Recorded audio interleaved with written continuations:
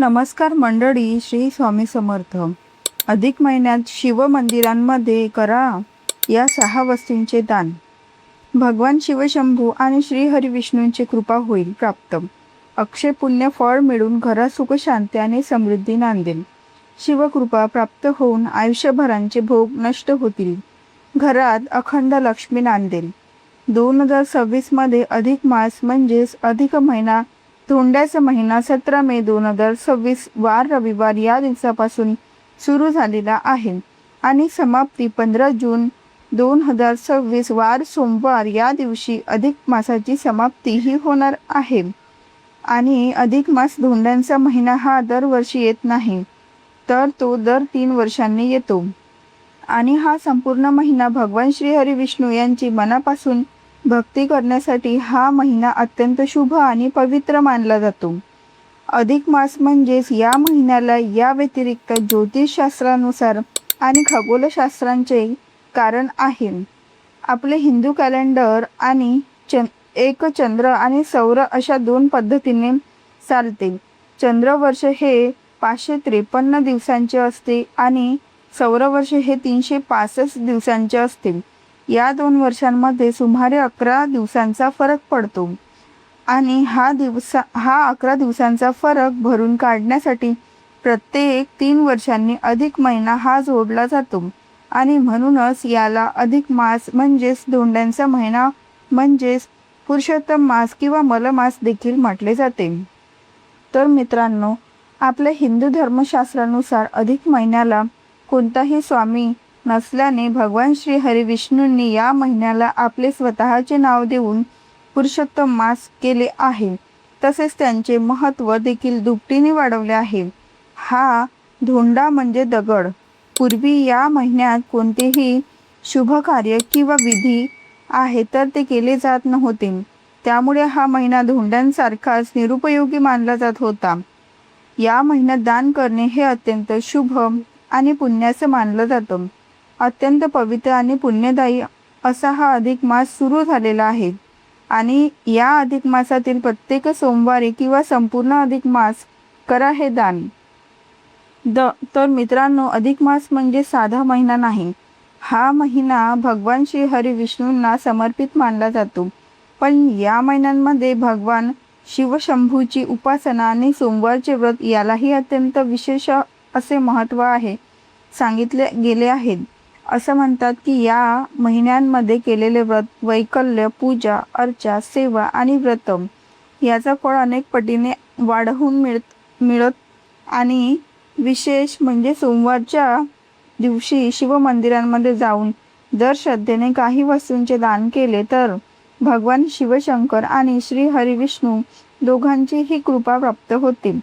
मित्रांनो, आजच्या या व्हिडिओमध्ये आपण जाणून घेणार आहोत अधिक मासातील सोमवारच्या दिवशी शिवमंदिरांमध्ये कोणत्या वस्तूचं दान करावं, कोणाला दान करावं आणि कोणत्या भावनेने दान केल्यास त्याचं अक्षय पुण्य फळ प्राप्त होतो.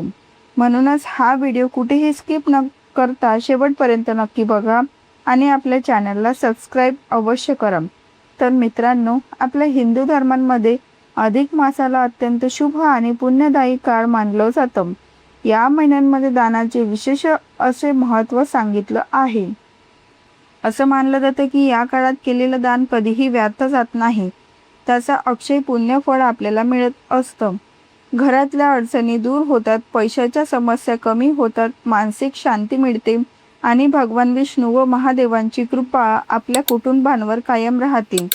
तर मित्रांनो, दान करताना एक गोष्ट मात्र नेहमी लक्षात ठेवा. दान हे दिखाव्यासाठी करू नका. दान करताना मनांमध्ये अहंकार, स्वार्थ किंवा अपेक्षा ठेवू नका. अगदी निर्मळ मनाने, सेवा भावाने आणि श्रद्धेने केलेले दानच खऱ्या अर्थाने पुण्य देते.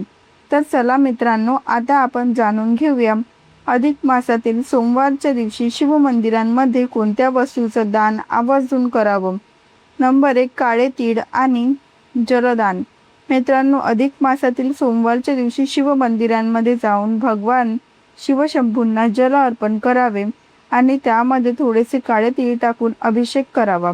या काळातील दान अत्यंत शुभ मानलं जातं. त्यामुळे पितृदोष शांत होतात, शनी दोषांचा प्रभाव कमी होतो आणि जीवनातील नकारात्मकता दूर होते. जर तुमच्या जीवनामध्ये सतत अडचणी येत असतील, कामांमध्ये अडथळे येत असतील, तर हा उपाय अत्यंत यशस्वी मानला जातो. तसेच मित्रांनो, कुठल्याही गरजू व्यक्तीला शुद्ध पाण्याचे दान केल्याने देखील मोठे पुण्यफळ मिळतं. जलदानांमुळे सकारात्मक ऊर्जा वाढते आणि मन शांत राहतं. नंबर 2, अन्नदान किंवा धान्यदान. मित्रांनो, आपल्या हिंदू धर्मांमध्ये अन्नदानाला सर्वश्रेष्ठ दान मानलं जातं. कारण जेव्हा एखाद्या भुकेल्या व्यक्तींची भूक भागत राहते, तेव्हा त्या व्यक्तींच्या मनातून निघणारा आशीर्वाद थेट देवांपर्यंत पोहोचतो. असं मानलं जातं, अधिक मासातील सोमवार च्या दिवशी तुम्ही तांदूळ, गहू, डाळ, साखर किंवा कोणत्याही प्रकारचे धान्य गरजूंना दान करू शकता. जर शक्य असेल तर शिवमंदिराजवळ गरीब व्यक्तींना अन्नदान जरूर करा. असं म्हणतात की अन्नदान केल्याने घरांमध्ये अन्नधान्याची कधीच कमतरता भासत नाही. माता अन्नपूर्णा आणि माता लक्ष्मीची कृपा कायम तुमच्यावर टिकून राहते. नंबर 3, गाईच्या दुधाचे दान. मित्रांनो, भगवान शिवांना गाईचं कच्चं दूध अत्यंत प्रिय मानलं जातं. अधिक मासातील सोमवारच्या दिवशी शिवलिंगावर गाईच्या दुधाचा अभिषेक केल्याने मनाला शांती मिळते, घरातील कलह कमी होतात आणि मानसिक तणाव दूर होतो. जर तुम्ही एखाद्या गरीब कुटुंबाला दूध दान केलं तर त्याने चंद्रग्रह मजबूत होतो असं मानलं जातं. चंद्राचा संबंध आपल्या मनाशी असतो आणि म्हणून मन शांत राहतं, संबंध सुधारतात आणि आईवडिलांचे आशीर्वाद कायम आपल्यावरती सतत राहतात. नंबर 4, तुपाचे दान. मित्रांनो, शुद्ध देशी तूप भगवान शिवांना अर्पण करणे अत्यंत शुभ आणि फलदायी मानलं जातं. अधिक मासातील सोमवारच्या दिवशी शिवमंदिरांमध्ये तुपाचे दान केल्याने घरातील दारिद्र्यता कमी होते. त्याचबरोबर आर्थिक संकट दूर होतात आणि जीवनांमध्ये स्थैर्य येतं. जर तुमच्या घरांमध्ये सतत पैशाची अडचण असेल, कष्ट करूनही पैसा टिकत नसेल, तर हा उपाय अत्यंत लाभदायक मानला जातो. मित्रांनो, शिवलिंगासमोर तुपाचा दिवा लावल्याने देखील महादेव अत्यंत प्रसन्न होतात. नंबर 5, पांढरे वस्त्र आणि वस्त्रदान. मित्रांनो, अधिक मासातील सोमवारच्या दिवशी गरजू व्यक्तींना वस्त्रदान करणे अत्यंत पुण्यदायी मानलं जातं.